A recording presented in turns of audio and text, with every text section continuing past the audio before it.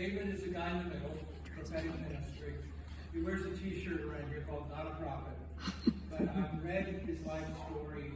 I have listened to him minister, and he has completely submitted himself to me and to the elders of this house. And he is bringing a lot of help to his ministry into this place. And he prays for the sick. And David has a testimony to give, because what's happening, there's going to be our friend Peter McLuhan. Dr. Peter McLuhan is pastor over at Ingleside Church. Many of the young people here that are on staff now went to, what was it? Homeschool Plus. The Homeschool Plus over there. And so they're tremendous people in the kingdom. Peter's church, they do a podcast that goes out literally to hundreds of thousands, millions of people around the world. And then Tim Marr is the worship leader over at Messiah Episcopal Church, tremendous man of God. So David, would you just share a testimony about what's coming?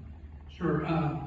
I came here in September last year, and Nicholas and Andrew are friends of mine from up north, and I escaped and they followed me. So thank you for bringing me here. So I had a dream last year when I was sick. I had cancer. It started in 2013, and I was teaching something called the Apostolic or the Fivefold School of Ministry. But I got cancer in just a heart failure. Spent a week in ICU, and then I got cancer 6 more times, and then I gave up. And then after that, I still had cancer. Yeah, and then I came to the big house, and we moved to Virginia 4 years ago, and we thought, oh, there's a church on every corner, we'll find an easy one. Well, we didn't. And I was sick. I had 34 procedures in 4 years. I had 8 cancer surgeries last year and 1 neurosurgery where they opened me from C2 to my eyebrows. And I had a dream, and in my dream, the Lord said, the anointing is not a big house. And I went, wait a minute. That's where we're called to go. This is where we feel the presence of God. This is with the people that we know, and more people that we're getting to know and love. And Jerry found me 40 minutes into the service and said, you're released. And then I met Peter there. But anyway, 9 surgeries, 8 for cancer last year. On January 1st, I gave up and I said, I'm not doing this.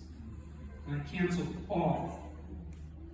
Every single doctor's appointment that I had, every test, every PSA test for prostate cancer, the colon cancer, the skin cancer. I couldn't make 2 weeks from getting my surgery done to get the stitches put in before I had another outbreak of aggressive carcinoma. And they said, oh, we could do radiation. I said, I'm not doing any of that. And 2 years ago, I had prostate cancer, and I refused surgery, I refused radiation, I refused hormone therapy, I refused chemo. And my wife said, well, I don't want to let you go. And we found something called Tulsa. And I said, well, Lord, if you'll pay for it, I'll go. And I raised $40,000 for my Tulsa in 10 days. $10,000 came from a man I haven't spoken to in 21 years. He texted me, is this still you? I said, yep. He goes, what's going on? The Lord said, I have to send you 10 grand. Hey. And I said, well, what about this anointing of being in a big house?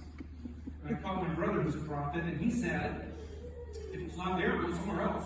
I said, that's where I'm called. I love these guys. I love them guys. 20 minutes later, he said, oh, there's this church in North Carolina called The Gate in Charlotte. And the Lord said, you need to go there.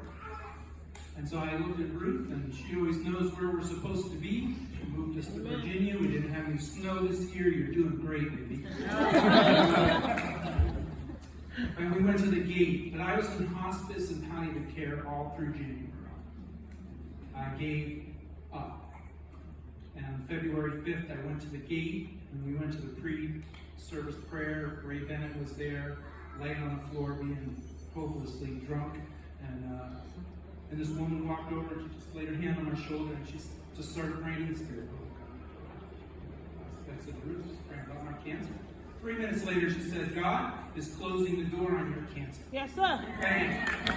Well, wait, it gets better. We watched my scars disappear. Hey. Did we not? What are you doing?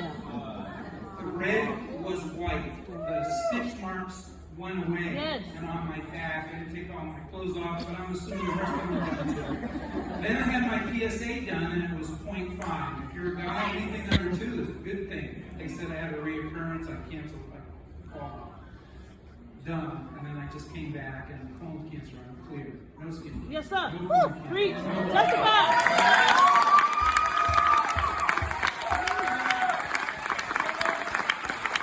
So I messaged Tatiana at the gate, and I said, will you come and pray for Jerry and for Peter and Yeah. for some of the guys I know?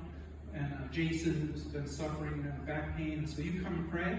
She said, I'll have to ask the pastor.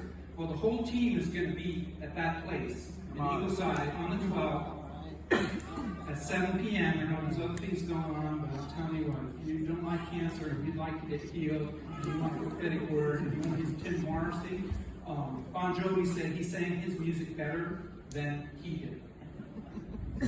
I would go.